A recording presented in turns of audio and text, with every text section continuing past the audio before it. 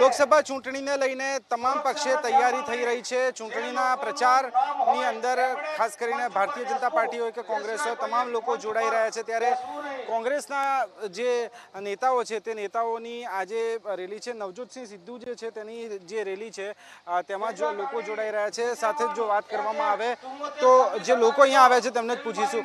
કાકા, નવજોતસિંહ સિદ્ધુની આજે અહીંયા સભા છે, તમે અહીંયા આવ્યા છો, શું કહેશો? હું તો શું કહું, અમારો ખેડૂતનો મોટો પ્રશ્ન છે। અત્યારે ઘઉં મફતના ભાવના પીઠામાં જતા રહેશે। 350 રૂપિયા ઘઉં જાય છે। પછી બીજી વસ્તુ બધી હાવ સસ્તી છે। ખાતરના 350 યુરિયાના છે, 1300 રૂપિયા DAPના છે। એ બંધ કરો કાકા, તમને શું તકલીફ શું પડે છે? તકલીફ તો અમને મોટામાં મોટી છે।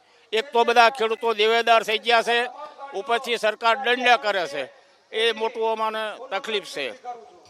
કાકા, અત્યારે જે રીતે કમોસમી વરસાદ પણ થયો છે, જે રીતે તકલીફ પડી છે, પ્રધાનમંત્રી નરેન્દ્ર મોદીએ ટ્વીટ કર્યું અને ગુજરાતના ખેડૂતો માટે સંવેદના વ્યક્ત કરી। ત્યારે મધ્યપ્રદેશમાં મુખ્યમંત્રી કમલનાથે પણ ક્યાંક ને ક્યાંક કહ્યું કે કમોસમી વરસાદ છે તેની અસર માત્ર ગુજરાતને નહીં મધ્યપ્રદેશને પણ થઈ છે।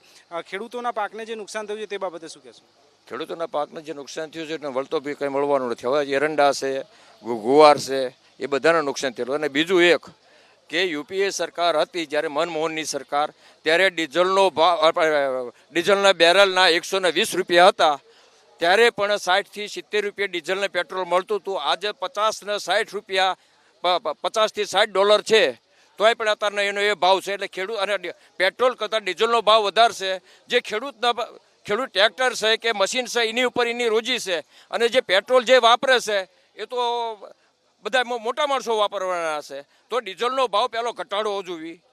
બીજું કે ઉરિયા જે પહેલું 1200 ને 1100-1200 રૂપિયા મળતું હતું, આજે એના 1400 રૂપિયા છે। જે પહેલાં 50 કિલો મળતું હતું, આજે 45 કિલો મળે છે, અને એમાં 1400 રૂપિયા। પાકની વાત આવે, ખેડૂતોના પ્રશ્નોની વાત આવે ત્યારે તેની ઉપર બી રાજનીતિ શરૂ થઈ જાય।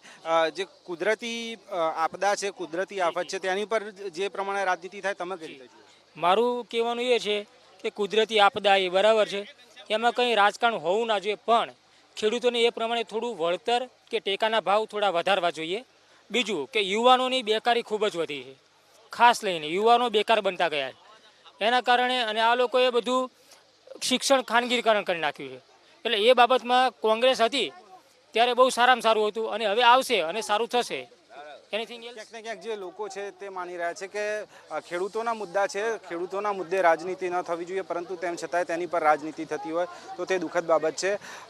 નવજોતસિંહ સિદ્ધુની સભા છે, ત્યાં ખેડૂતો પહોંચ્યા છે, વટામણ ગામની આસપાસના જે લોકો છે તે અહીંયા પહોંચ્યા છે। ત્યારે સિદ્ધુ થોડી જ વારમાં અહીંયા સભા કરશે અને સભાની સાથે સાથે લોકોને સંબોધન પણ કરશે। કોંગ્રેસની જે સ્કીમ છે, કોંગ્રેસના જે ચૂંટણી ઢંઢેરા છે તેના મુદ્દાઓની અહીંયા ચર્ચા પણ થશે। કેમેરામેન મલય દવે સાથે તેજસ મહેતા, ABP અસ્મિતા, અમદાવાદ।